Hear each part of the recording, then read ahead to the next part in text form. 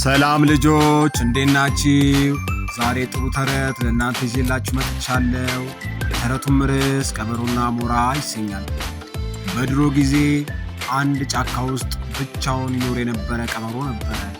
ይህ ቀበሮ የሚበላው ነገር በማጣቱ በጣም ይርበውና ግራና ቀኝ ሲመለከትም የሚበላ ነገር በአካባቢው ያጣል። ታዲያ ድንገት ወደ ሰማይ ቀና ብሎ ሲመለከት አንድ አሞራ ያያል።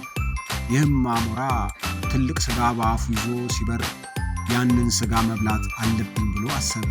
ከዛም አያሞራ አያሞራ እያለ ሲጣራ አሞራው ግን ሰምቶ እንዳልሰማ ሆኖ ዝም አለ።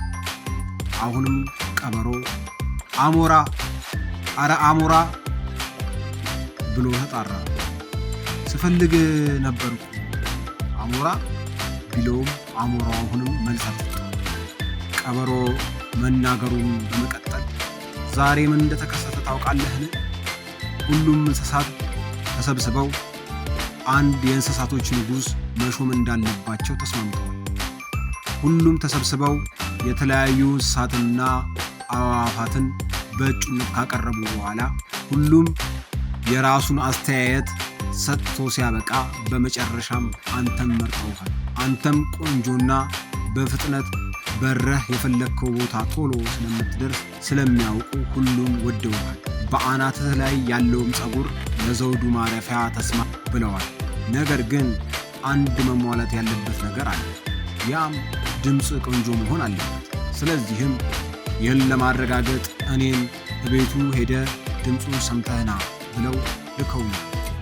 ይህንን ታላቁን ሹመት ከፈለግ ምን አይነት ድምፅ እንዳለ መስማት እፈልጋለሁ ብሎ ጥያቄ ያቀርብልኝ።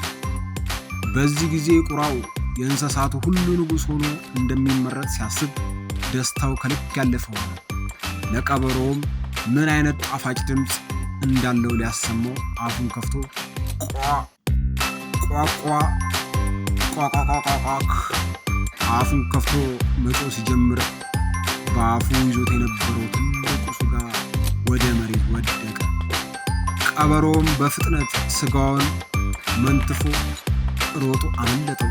ከዛም በኋላ ቁራው እንዴት ያዘው?